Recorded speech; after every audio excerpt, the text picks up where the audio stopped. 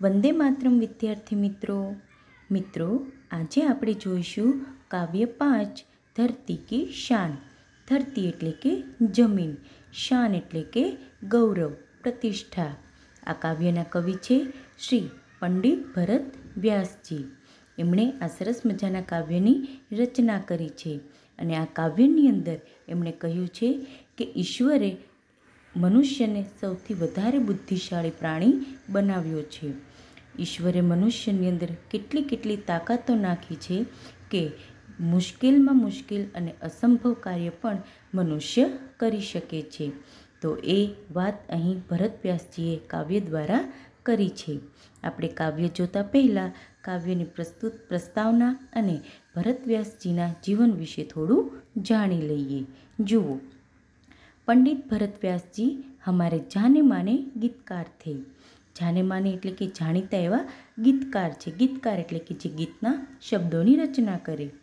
आपका जन्म 18 दिसंबर सन 1918 में राजस्थान के चरु गांव में हुआ था। आपका એટલે કે ભરત વ્યાસજીનો જન્મ 18મી ડિસેમ્બર 1918માં રાજસ્થાનના ચુર ગાંવમાં થયો હતો। आपने कई गीतों की रचना की है। એમણે ઘણા બધા ગીતોની રચના કરી છે, ગીતો બનાવ્યા છે। यह गीत सन 1958 में आई हिंदी फिल्म गाँव गोरी से लिया गया है। આ જે ગીત છે એ હિન્દી ફિલ્મ ગાँव गोरी જે છે એમાંથી લેવામાં આવ્યું છે। જુઓ હવે કાવ્યનો પરિચય। इस गीत में कवि ने मनुष्य को सबसे बुद्धिमान बताया है। આ ગીતમાં કવિએ મનુષ્યને સૌથી વધારે बुद्धिशाली बताव्यो छे। मनुष्य ने अपनी बुद्धि और कठोर परिश्रम के आधार पर जल, स्थल और आकाश में कई उपलब्धियां अर्जित की है। मनुष्य पोतानी मेहनत अने बुद्धिना कारणे जल एटले के पाणी, स्थल, आकाश में घणी बधी जे सिद्धिओ छे ए हांसल करी छे।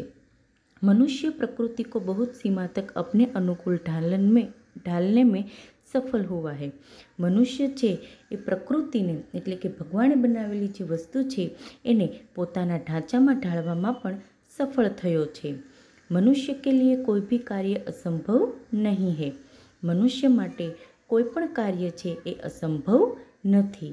मनुष्य जो चाहे वह कर सकता है। यही भाव काव्य में अंतर्निहित है और यही बात मनुष्य की महानता का प्रमाण है। मनुष्य जे इच्छे ते करी शके छे ए ज भाव आ काव्यमां बताव्यो छे अने आज मनुष्यनी जे महानता छे एनुं प्रमाण छे। तो मित्रों, काव्य परिचय अने कविनो परिचय आपणे जोयो। हवे आपणे जईए काव्यनी काव्य पंक्तिओ तरफ। जुओ, पहली पंक्ति। धरती की शान तू भारत की संतान, तेरी मुट्ठियों में बंद तूफान है रे, मनुष्य तू बड़ा महान है। कवि शू कहे छे? हे भारत के पुत्र, तू इसी धरती का गौरव है। तेरी मुट्ठियों में तूफान बंद है, तुझ में तूफान को भी अपने वश में करने की ताकत है। हे मनुष्य, तू बड़ा महान है। हे भारतना पुत्र, तू आ धरतीनु गौरव छे। तारी आ जे मुठ्ठीओ छे एमां तोफान बंध छे। तारामां तोफानने वश करवानी पण ताकत छे। मनुष्य, तू खूब खूब खूब ज महान छे। एवुं कवि काव्यनी पहली पंक्ति में कहे छे। तू जो चाहे पर्वत पहाड़ों को फोड़ दे, तू जो चाहे नदियों के मुख को भी मोड़ दे, तू जो चाहे माटी से अमृत निचोड़ दे, तू जो चाहे धरती को अंबर से जोड़ दे, अमर तेरे प्राण मिला तुझको वरदान, तेरी आत्मा में स्वयं भगवान है रे।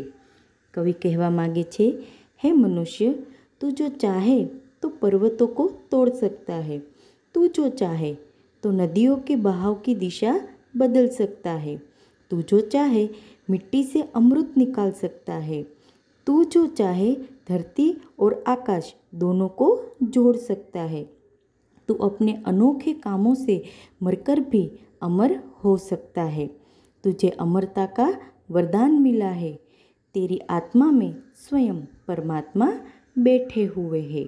એટલે કવિ એવો ભાવાર્થ કરે છે, હે મનુષ્ય, તું ઈચ્છે તો પર્વતો તોડી શકે છે, નદીઓના વહેણની દિશા બદલી શકે છે, તું તો માટીમાંથી પણ અમૃત કાઢી શકે છે. જો તું ઈચ્છે તો ધરતી આકાશ એક કરી શકે છે. તું તારા અનોખા કાર્યથી મૃત્યુ પામીને પણ તું અમર થઈ શકે છે, કેમ કે તને અમરતાનું વરદાન મળ્યું છે. તારી અંદર, તારી આત્મામાં પરમાત્મા સ્વયં બિરાજમાન છે, એવું કવિ આ પંક્તિ દ્વારા રજૂ કરે છે. જુઓ બીજી પંક્તિ. નયનોं में ज्वाल, तेरी गति में भूचाल. भूचाल એટલે કે ભૂકંપ. तेरी छाती में छिपा महाकाल है. पृथ्वी के लाल तेरा हिमगिरी सा भाल, तेरी भ्रुकुटी में तांडव का ताल है. नीच को तू जान, जरा शक्ति पहचान, तेरी वाणी में युग का आह्वान है रे.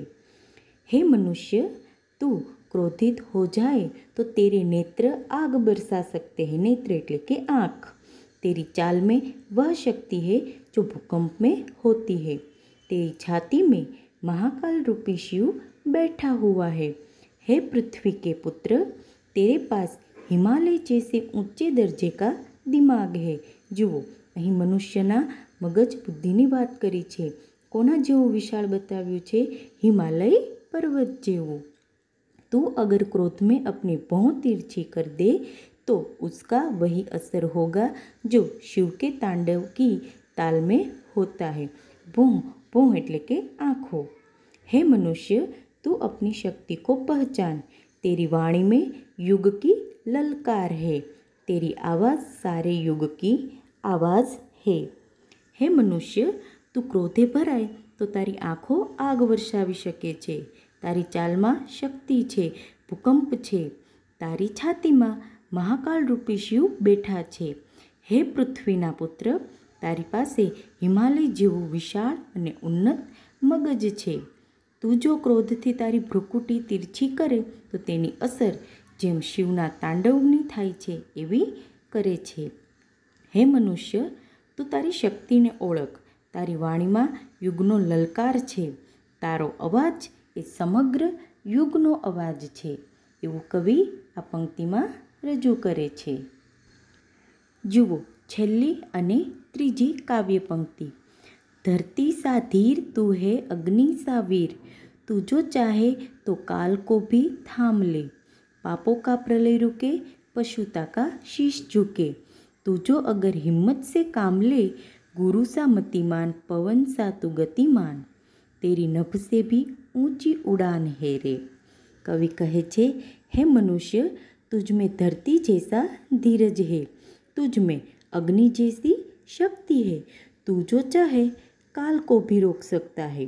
तू अगर हिम्मत से काम ले तो पापों की विनाश लीला भी रुक सकती है और आदमी को हैवान बनने से रोका जा सकता है. तुझ में महान देव गुरु जैसी बुद्धिमत्ता है और तू पवन की तरह गतिशील है. तू आकाश से भी ऊंचे पहुंचने की शक्ति रखता है. हे मनुष्य, ताराમાં ધરતી જેવી ધીરજ છે, તારામાં અગ્નિ જેવી શક્તિ છે. તું ઈચ્છે તો કાળને પણ રોકી શકે છે. જો તું હિંમતથી કામ લે તો પાપોની વિનાશ લીલા પણ અટકી શકે છે અને મનુષ્યને હેવાન બનતો પણ તું રોકી શકે છે. તારામાં મહાન દેવગુરુ જેવી બુદ્ધિમત્તા છે અને તું પવનની જેમ ગતિશીલ છે. તું આકાશથી પણ ઊંચે પહોંચવાની શક્તિ ધરાવે છે. જુઓ આ કાવ્ય પંક્તિની અંદર શ્રી ભરત વ્યાસજીએ ખૂબ મનુષ્યના ગૌરવના એમને ખૂબ જ વખાણ કર્યા છે અને 1 થી 3 પંક્તિનું આ નાનું કાવ્ય અને કાવ્યની સમજૂતી આપણે અહીં પૂર્ણ કરીએ છીએ. આપણે આ કાવ્યના કેટલાક શબ્દાર્થ એટલે કે શબ્દોના અર્થ જોઈ લઈએ. જુઓ શાન, ધરતી કી શાન એટલે શાન એટલે શું થાય? વૈભવ, ગૌરવ. ફોડના એટલે કે તોડના, ટુકડે કરના, તોડી નાખવું. નદી કા મુખ એટલે કે નદીનો વહેતો પ્રવાહ. મોડના એટલે કે દિશા બદલના, મોડના એટલે એનો અર્થ એવો થાય કે એનો જે રસ્તો છે એ વળાંક છે એ બદલી નાખવો. નિચોડના એટલે કિસી ચીજ કો દબાકર ઉસકા રસ નિકાલના. ટૂંકમાં કહીએ તો નીચવવું. અંબર એટલે કે આકાશ, આસમાન, ગગન, નભ વગેરે.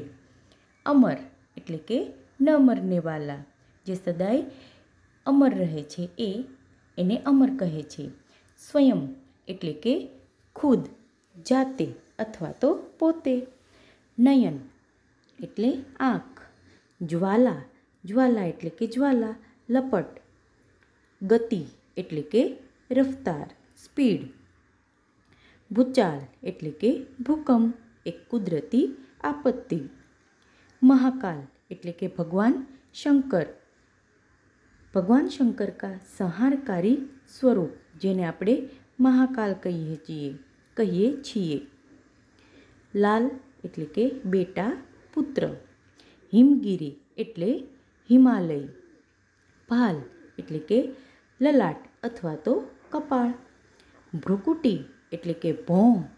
ક્રોધાદિ में भों को तिरछी करना એટલે કે આપણા નયન. તાંડવ એટલે કે ભગવાન શિવ કા ભયાનક નૃત્ય.